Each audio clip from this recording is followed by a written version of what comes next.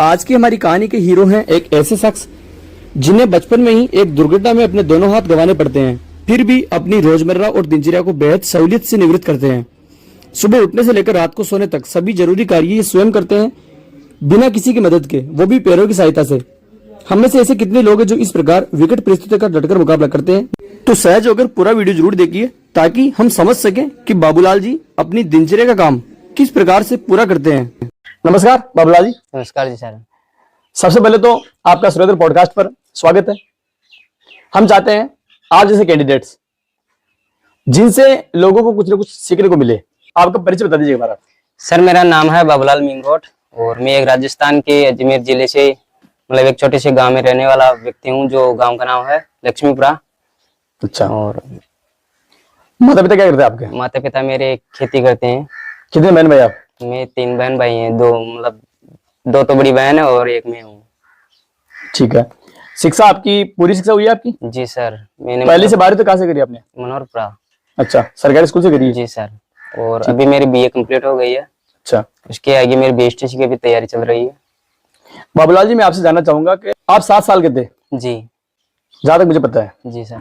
जब आपके साथ ये दुर्घटना हुई, आज आपको याद है वो मंजर, किस प्रकार से दुर्घटना आपके साथ घटित हुई? देखिए सर, जब हम 7 साल के थे तो मेरे को भी इतना मतलब वो दिमाग नहीं था कि क्या से क्या है।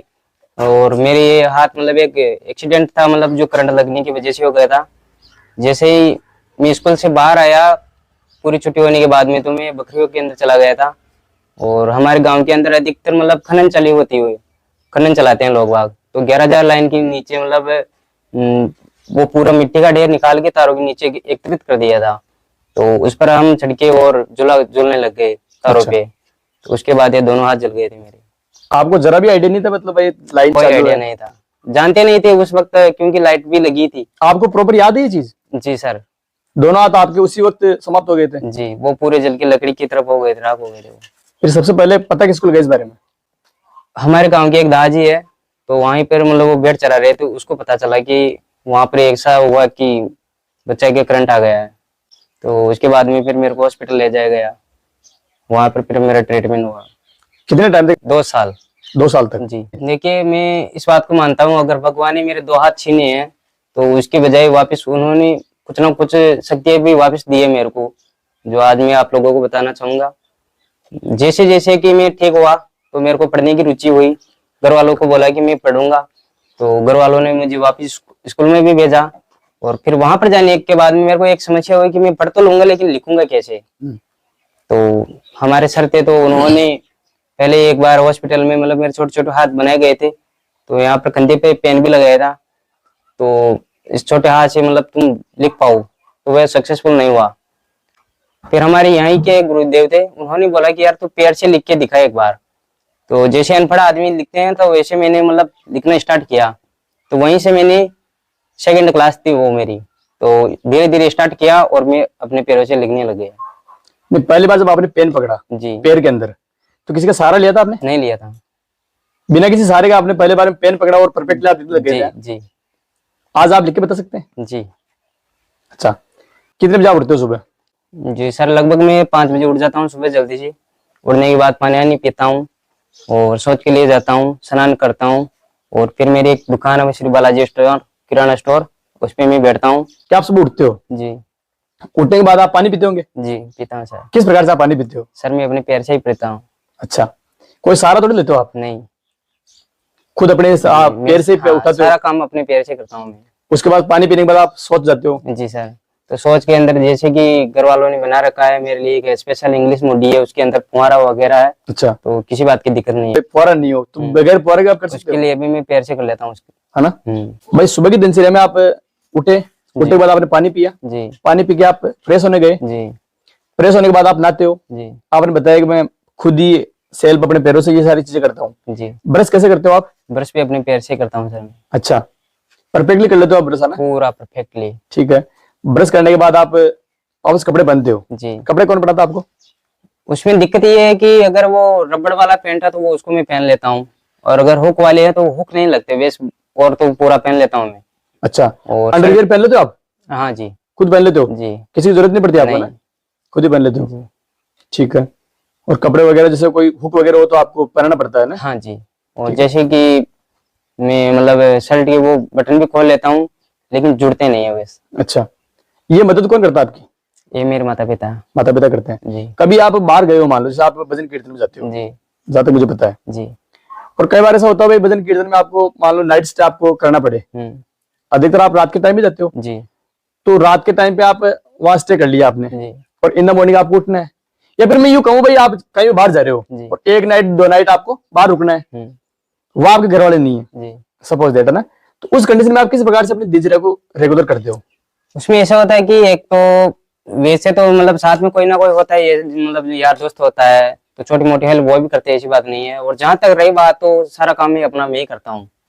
100 में से 90% में अपना काम मैं अपने पैर से करता हूँ, और छोटी मोटी हेल्प तो करीब मतलब करते हैं दोस्त, तो दोस्त भी जाते हैं साथ, ऐसी बात नहीं है। कभी ऐसा हुआ कि यार जैसे आज मैं आपके सामने आया हूँ, जी मुझे जानना है भाई, क्यूरियोसिटी मेरे दिल के अंदर कि यार आप किस प्रकार कर लेते हो ना, तो ऐसी क्यूरियोसिटी किसी और के दिमाग में आई कभी कि यार भाई बाबूलाल कैसे कर लेते हो आप? सर वो देखिए रोज का होता है, जहां भी मैं सत्संग में जाता हूँ तो लोग देखने के बाद मतलब वो अचंभित रह जाते हैं कि अपना काम कैसे क्या करता है पैर से। रोज का हो गया वो। जैसे कि मैं अपना इंटरव्यू आज आप लोगों को बता रहा हूँ, तो उनको भी बताना पड़ता है कि मैं ऐसे ऐसे पैर से करता हूँ। ठीक है, भजन आप बड़े गा लेते हो? जी सर। तो ये बचपन से आपकी हॉबी थी या फिर ये जब आप हैंडीकैप हुए, जब आपके साथ ये दुर्घटना हुई उसके बाद ये आपके ये रुझान आया? हैंडीकैप होने के बाद है ना, सारी चीजें। हाँ, मतलब ये भी एक बचपन से जुड़ गई है मेरी। लगभग 4-5 साल हो गए भजन भी गाते। कभी आपको रिग्रेट होता है इस चीज को लेकर के आपके दोनों हाथ नहीं है? नहीं, मुझे कभी ऐसा लगा ही नहीं कि मैं विकलांग हूँ। क्यों लगे? क्योंकि मैं जब अपना सारा काम अपने पैर से कर रहा हूँ। बाबूलाल जी, सबसे बड़ी बात यही है कि आप अपने आप को दिव्यांग नहीं मानते हो। जी आप शारीरिक रूप से अपंग हो, जी लेकिन आपने मतलब ये मानसिक रूप से आप मजबूत हो रखे हो कि यार मैं विकलांग नहीं हूँ, और यही चीज आपको आगे लेके जाएगी। जी सर। आपके यार दोस्त बोलते हैं जी कि सारा काम बाबूलाल जी पैर से करते हैं। जी ठीक है, आप खाना बना लेते हैं? जी सर। मतलब सर खाने में तो ये हुआ कि मैं अपने पैरों से रोटी नहीं बनाता। क्यों नहीं बनाता? क्योंकि मैं उनका अपमान नहीं करना चाहता। अच्छा, बाकी बना सकते हो आप? बना सकता हूँ, जैसे कि चावल है, चाय हुई, सब्जी हुई, और जो भी है वो मैं मतलब सब कुछ बना लेता हूँ। और रही बात है, मैं रोटी नहीं बनाऊंगा, क्योंकि वो एक मेरे लिए अलग सी बात हो जाएगी, क्योंकि अपने पैर के नीचे लेना नहीं चाहता मैं। बाकी विकट परिस्थिति में आप बना सकते हो आराम बना से ना? सकता हूँ जी सर। एक बार हुआ था मेरे साथ, मतलब जयपुर में जब मैं RSCIT की तैयारी करने गया था, तो मौसी के लड़का के साथ रहता था, तो वो तो आ गया गाँव, और फिर मेरे को एकांत में रहना पड़ा। तो फिर भी मैं वहां पर भी नहीं बनाना चाहता था कि मैं अपने पैर से रोटी बना के खाऊं, तो मैंने चावल और दाल बनाई, तो उसी को बना के मतलब अपना सारा किया वहां पर खाना। नहीं, कभी नहीं हुआ ऐसा जब आपने रोटी बनाई हो पैरों से? मतलब मम्मी के साथ पहले कभी कभी ऐसे बेलन चला लिया करता था कि हाँ मम्मी मेरे को भी बनाना है ऐसा, बल्कि छुआ नहीं पैर से।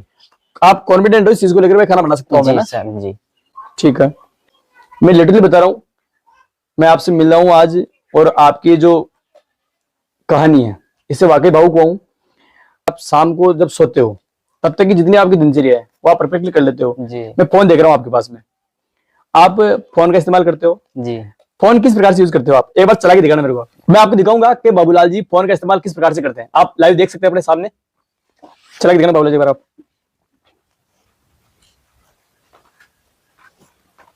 एक बार चलो मैं अपने चैनल का प्रमोशन कर देता हूँ आपसे। जी टाइप करो Surendra, SURENDRA, Surendra podcast, PODCAST। हाँ, सुरेंद्र पॉडकास्ट सर्च करने के बाद ठीक है, सब्सक्राइब भी कर दीजिए आप। Okay okay sir. आप देख सकते हैं आपके सामने है, इन्होंने अभी यूट्यूब खोला, यूट्यूब खोलकर अपने चैनल का नाम इन्होंने सर्च करा।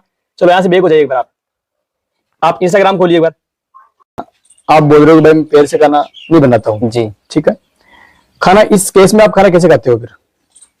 जैसे कि देखिए सर, अगर फैमिली में कोई है मेरे साथ, तो वैसे तो माता पिता या तो मेरे को जो भी बर्तन है उसमें चूट देते हैं रोटी, तो मैं अपने आप मतलब पैर से चम्मच से खा लेता हूँ।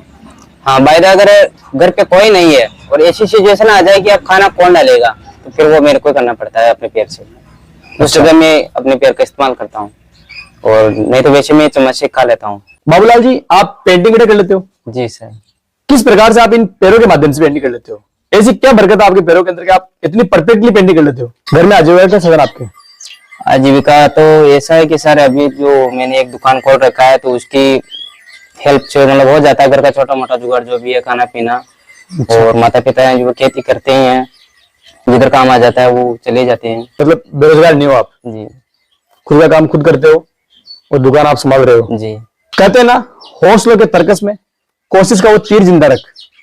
हार जाओ जिंदगी में चाहे सब कुछ, मगर फिर से जीतने की उम्मीद जिंदा रख। इसी उम्मीद ने आज बाबूलाल जी को कुछ करने के लिए मोटिवेट कर रखा है। बाबूलाल जी हर एक काम परफेक्टली करते हैं और ये तमाचा है हम जैसे लोगों के लिए, जो हर वक्त कुछ ना कुछ लूप होल ढूंढते रहते हैं। मैं चाहूंगा ऐसे शख्स की कहानी हर एक घर तक पहुंचनी चाहिए, उन कैंडिडेट्स तक पहुंचनी चाहिए जो एक प्रयास दो प्रयास के बाद हार मान लेते हैं, चाहे वो कॉम्पिटिटिव एग्जाम हो या फिर अदर सेक्टर हो। हार नहीं माननी है, हार नहीं मानने का नाम ही जिंदगी है। और आप सीख सकते हैं एक ऐसे शख्स से जिनके दोनों हाथ नहीं है, खुद का काम खुद करते हैं, उसके अलावा बेरोजगार नहीं है बिल्कुल भी। या आप देख पा रहे हो पीछे शॉप है इनकी, खुद शॉप करते हैं। एक क्लिप देख रहा था मैं आपकी, आप गाड़ी भी चला लेते हो, कैसे मैनेज करते हो भाई आप यार? गाड़ी तो एक्चुअली वो ऐसा हुआ कि जब हम मेरा दोस्त और मैं केकड़ी गए थे तो मैंने सोचा कि यार मैं गाड़ी चला के देखता हूँ एक बार। तो बाय द वे मेरे को मतलब गियर वगैरह भी है तो पता नहीं था, तो क्लच और ब्रेक और स्टार्टिंग मेरे दोनों पैरों में थी। तो केकड़ी का सफर है और मेरे गांव का सफर मतलब 30 से 35 किलोमीटर का है। वहां से अपने घर तक मैं अपने पैर से उस वैन को चला के यहाँ तक आया हूँ। और उसमें हेल्प की थी मेरे दोस्त ने, सीताराम ने, जो गियर वो मतलब वो लगा रहा था। नहीं, दोस्त को यकीन था प्रॉपर आपके ऊपर आप गाड़ी चला रहे हो? पूरा ये भी नहीं है कि मतलब कि जो रोड खाली है, नहीं, पूरा भरा हुआ था, उस पे डंपर भी आ रहे थे और मतलब और वाहन भी आ रहे थे। आप तो कॉन्फिडेंट हो आज भी इस चीज को लेकर के भाई मैं आराम से परफेक्टली चला सकता जी हूँ? जी सर चला सकते। भाई ऐसे दोस्त सबको मिले यार के हैंडीकेप्ड होने के बावजूद उन्होंने गाड़ी इनको सौंपी और 35 किलोमीटर का ट्रेवल करा और गाड़ी चला कर लाए और सकुशल। बधाई आपको इस चीज के लिए। धन्यवाद। और भगवान से मैं गुजारिश करूंगा कि बाबूलाल जी को इनके जीवन में नित्य नए आयाम प्रगाढ़ करें ताकि ये अपने जीवन में एक बेहतरीन उपलब्धि हासिल कर सके। तो आज हमने जाना एक ऐसे शख्स की कहानी को जो आपको प्रेरित कर सकती है हर एक फील्ड में।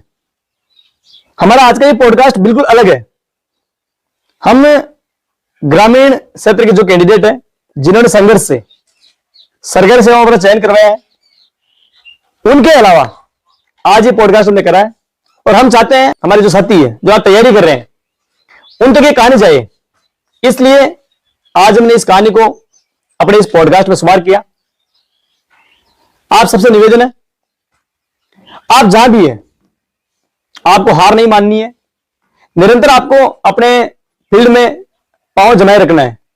एक न एक दिन आप सफलता के उस अंतिम पायदान तक अवश्य पहुंचोगे जिसको आपने अपने मन में बिठा रखा है। माता पिता अगर ये वीडियो देख रहे हैं उनसे मेरी गुजारिश है, अपने होनहार पर, अपने लाडलों पर विश्वास जरूर रखें। एकमात्र शख्स आप ही है जो उनका इस कठिन समय में सहभागी बन सकते हैं। आपको बता दूं, बाबूलाल जी का खुद का पर्सनल यूट्यूब चैनल है, बाबूलाल मेमरोड के नाम से। आप वहां भी जाके देख सकते हैं, नीचे आपको ये यूट्यूब चैनल दिख रहा होगा। आप विजिट कीजिए, मेरे कहने पे आप सपोर्ट कीजिए इनको। आप लोगों के सहयोग से ऐसे कैंडिडेट्स उजागर हो सकते हैं। ऐसे कैंडिडेट्स एक मोटिवेशन का जरिया है हम सभी के लिए। तो इन्हें एक हीन भावना से नहीं देखना चाहिए कभी भी। एक महान दार्शनिक हुए, उन्होंने एक बात कही है, कभी भी आपको कोई हैंडीकैप मिले तो उन पर कोई दया भाव नहीं दिखाना अपने को। मैं नहीं बोल रहा कि आपको दया भाव नहीं दिखाकर इग्नोर कर देना है। उनका कहना था बेसिकली कि दया भाव आप दिखाओगे तो आप क्षणिक उनके प्रति दया भाव दिखा पाओगे। आप उनको कुछ डोनेट कर दोगे, रोटी आप उनको पकड़ा दोगे तो वे क्षणिक हुई। आप उनके अंदर एक अभिरुचि डालते हैं, कौशल डालते हैं, तो उनके जीवन को सफल बना सकती है। तो आप सभी से निवेदन है, जब भी आपको कोई हैंडीकैप मिले तो उनके प्रति कोई हीन भावना नहीं रखनी है। वो भी अपने भाई है, भगवान ने उनको अपने से अलग थलग रखा है, उसके पीछे कुछ ना कुछ भगवान की अवश्य बड़ी योजना होगी। तो हमें ऐसे कैंडिडेट्स के प्रति सहानुभूति रखते हुए उनके अंदर एक जागरूकता, जुनून और अभिरुचि हमें डालनी है, ताकि वो कभी होपलेस नहीं हो। बाबूलाल जी के पास जब मैं आया, मैंने इनको फोन करा तो इन्होंने साफ साफ मना कर दिया मेरे को कि मैं शर्टलेस नहीं हो पाऊंगा। जानते आप, ऐसा इन्होंने इसलिए कहा, मैंने कभी आज तक कैमरे के सामने अपने आप को रिप्रेजेंट नहीं किया, और इसके पीछे रीजन है हम लोग जो इन लोगों को हीन भावना की दृष्टि से देखते हैं। तो हमें जरूरत है ऐसे लोगों के प्रति अपना रवैया चेंज करने की।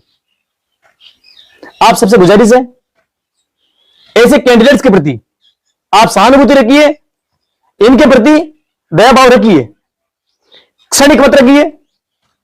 मैं चाहता हूं आप दया भाव के साथ साथ इनके अंदर कोई अभिरुचि, कोई कौशल आप डाल दें, ताकि वो इनका आगे का जो जीवन है वो सफल हो सके। आज के लिए बस इतना ही, मिलते हैं अगले रविवार ऐसे ही किसी अन्य कैंडिडेट के साथ। तब तक के लिए जय हिंद, जय भारत।